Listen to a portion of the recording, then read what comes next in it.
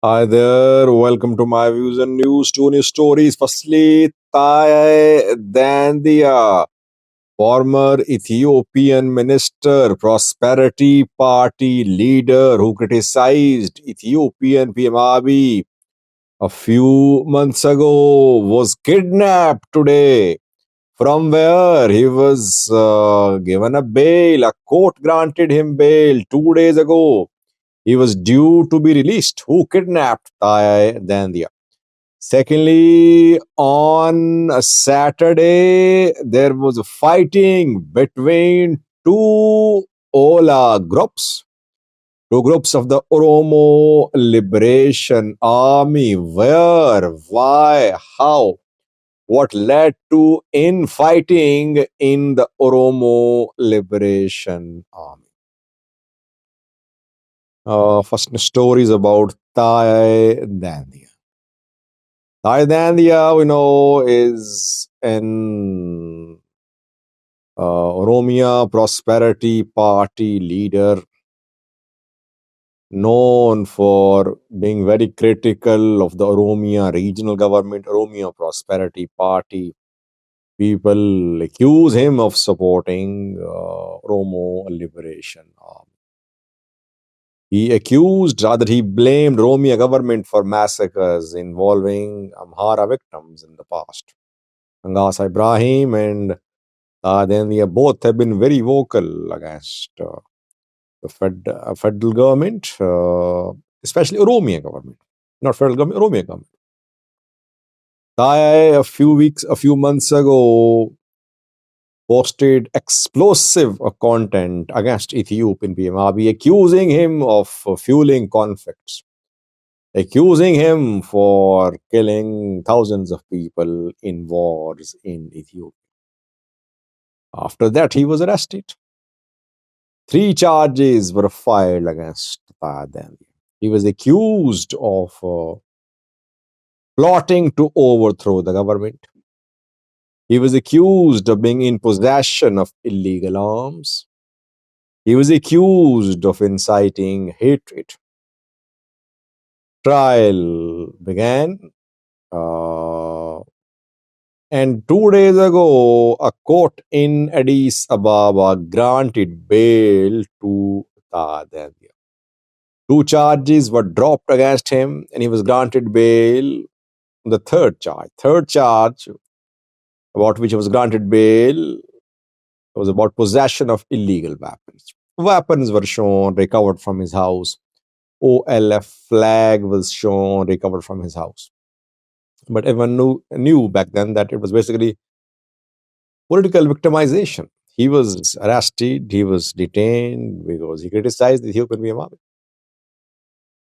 So we were waiting for his release because he was granted bail 2 days ago. His family was waiting to, he was told to furnish 20,000 birr bond to be released. His family furnished the bond at the court. Court ordered his release.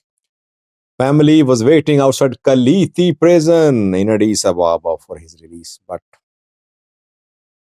this morning, when he was released from Kaliti prison, masked security officials were already waiting for him to be released. There were several vehicles of security forces clad in, mostly they were clad in military uniforms and some in civilian clothes. But they were masked, their faces covered. The moment Taye Dendea came out of Kaliti prison, he was kidnapped by the security forces. They said that he was wanted in another case. The family could not meet. In front of the family, Taye Dendea was kidnapped, you can say. Maybe new charges will be filed against him, new cases will be lodged against him. This is what happened in the case of several foreign fighters. In the case of OLF leaders too, they were released by courts, but courts are helpless in Ethiopia. Security forces are so powerful that we have seen foreign fighters, OLF leaders arrested minutes after their release from prisons. Let's see which new cases will be filed against Taye Dendea. Or has he been kidnapped for his safety? Because people say his life is in danger. He could be in trouble. We'll have to wait to see. But overall, it is a complete collapse of Ethiopian judicial system that courts' orders are not respected by police, by the government. And where there is no independent judiciary, there cannot be any democracy. One of the main institutions of a strong democracy is independent judiciary.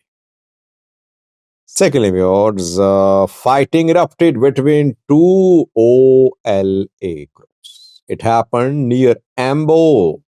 On Saturday, I got this information through some people close to the developments happening about Oromo liberation. We know that Oromia government, Ethiopian federal government, these are showing pictures, videos of Sani and Nagasa, the OLA commander, Central Command head who signed peace deal with Oromia government chief Shimalis Disa. Deal has not been made public. What are the terms and conditions of the deal? We don't know. But we saw the OLA commander, Nagasa with Shimalis Disa. Then today we saw pictures and videos of Sani Nagasa with Adanich Ababe, Addis Ababa mayor. Now, dozens of fighters are being shown that they have also surrendered along with Sani Nagasa. How many have surrendered? We have not seen actual number shared by the government so far, but pictures are being shared and some are edited pictures. What I have learned is that a few dozen laid down arms and joined Sani Nagasa in his peace deal with the government. 2 to 3 days ago, there was an exchange of gunfire between Sani Nagasa OLA supporters and Komsa Dereba OLA activists. Fighting went on for several hours reportedly. And after that, we saw that the Sani and Nagasa people, they surrendered to the government. OLA fighters definitely not happy with Sani and Nagasa. Sani and Nagasa's life is in danger, by the way. Sani and Nagasa is not in the mood, or he has not been instructed to lead an anti-OLA armed group.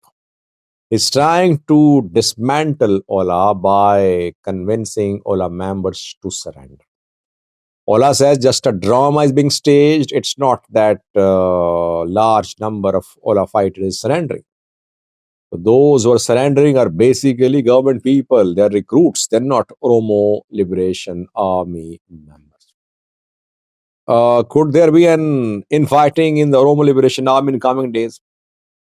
I don't think so. Why? Because Sani and Nagasa supporters are laying down arms. They are joining the peace deal. There is likelihood of intra-OLA fighting if Sani Nagasa people stay armed. But they are being disarmed. They're joining the government. They're surrendering their weapons. So no likelihood of any internal conflict in the Oromo Liberation Army. Government wants to use Sani Nagasa on political front to tell the people of Oromia that one commander surrendered and thousands surrendered with him. So others surrendered too, and Komsa Dereba should also surrender. So he will be used, I think, for political propaganda. Let's see. Thank you for watching.